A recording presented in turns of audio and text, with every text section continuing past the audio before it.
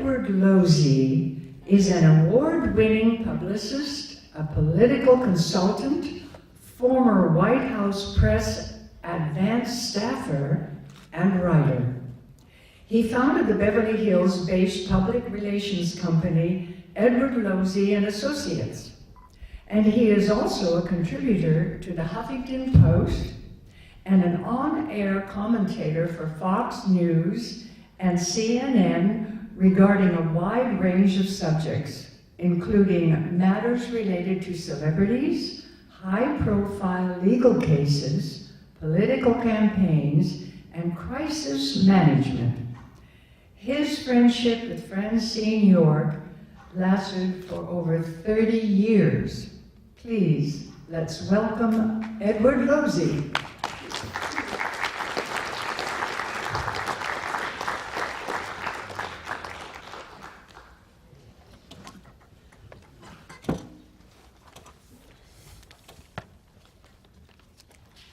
Thank you, Joyce. When I walked into the lobby, the aroma of gardenias, it was a surreal experience because, as many of us know, that was the favorite aroma of Francine York. Nice touch, David. Sitting here seeing these clips, when you know somebody so well, but you haven't seen the clips in a while, I was just amazed at the body of work. This was only the little tip of the iceberg. A huge body of work on 50-year career girl, SAG-AFTRA equity, in the trenches, working for this industry that we all love. You know, Francine York, she introduced me to Nicolas Cage, Tia Leone, Don Cheadle, and director Brett Ratner, all within 3 minutes. For it was Francine who starred in all of these lovely folks' comedy motion picture, The Family Man. Being a Hollywood publicist and writer for over 25 years, I'm not easily starstruck, but this time I was struck on how they loved Francine. I also noticed how easily Francine can communicate with superstars and high-profile executives, as well as she could with all of us who knew her socially. I met Francine York over 30 years ago at the same private house party that I met my once true girlfriend and former client, actress Lana Clarkson. Ironically, they had already known each other and would so until Lana's murder by the monster Phil Spector in 2003. Francine would become a great help to me over these past 13 years since Spector killed Lana. She would tell me funny stories about her and Lana and how they would work the autograph Cinecoms and Comic-Cons and everything con together.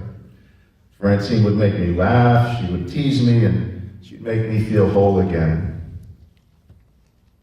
Francine was a beauty who was one of the first encyclopedias of Hollywood I ever met. She was like another gem many knew here today, casting director and collector Marvin Page. She was the female version. Francine was tall and beautiful, right up to her end from cancer, which she managed to hide this fact from most of us here. Her ageless appearance reminded me of a Rod Serling Twilight episode where one of the characters lived forever, never aged, while everybody else aged and died around her. Our company promotes motion pictures, film markets, and award ceremony red carpet events. Francine has attended many of these events and has allowed me to attend many of her events. Showing up for a good reason was vital, very vital for Francine. She, of course, knew about Woody Allen's infamous quote, you know the one, 90% of life is showing up. That was Francine.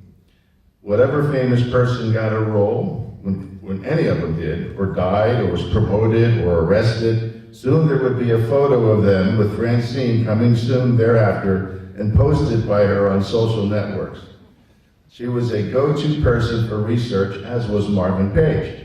Many times I would call Francine at all hours. If I was working on a press release or a short story or a pitch letter to a TV news segment producer, I would call her if I needed some information or data. Instantly would come forth. 2 years ago, Oscar-winning actress Shirley Jones came out with her memoirs with Simon & Schuster. During one of the many book signing events we handled, Francine came to the one at Barnes & Noble at the Grove. She brought pictures of herself with Shirley, but this time she brought pictures of herself with Shirley's husband, comedian producer Marty Engels. In fact, Francine dated Marty in the 1960s and of course has the photos to prove it. One was on the screen earlier. Shirley was, let's just say, patient, to say the least. Elvis Presley, she was very proud of that association. When George Barris, our client, the famous car customizer who built cars for Elvis Presley and wrote a book about Elvis Presley's cars, and we had a big party once with all the living, surviving band members of the Elvis Presley bands, and this is only about 5 years ago. And everybody, Joe Esposito, the other girls that starred with Elvis that were available to come, and it was a mega party at George Barris' studios near Universal. And Francine was all over the place. She loved it, and she really cared for, well, let's just say she worshipped the men and women who were the pioneers who came before us, and she respected them. In the town of ageism, which many of us are suffering and will be suffering, she was their cheerleader. She was an ageless cheerleader, not just Vincent Sherman, but others that I would get these phone calls. Are you going to the funeral? And I'd go, well, who died? Charles Shaughnessy III, who was a cinematographer in 1927. Aren't you going? Never heard of him, but okay. She would know. And her encyclopedic mind, it was like they were, like that I should have known. They should have known who this was, and I would get lectures.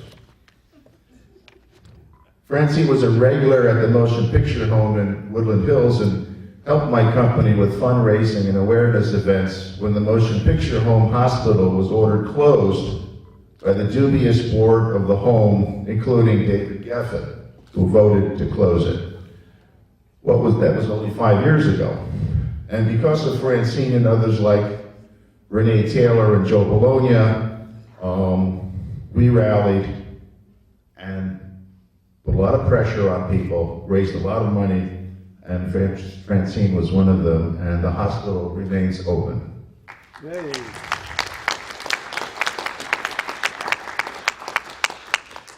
Francine was a human show window mannequin. She was always dressed and coiffed to perfection, even if it was going to Trader Joe's or the gas station. She helped so many people, and she showed up.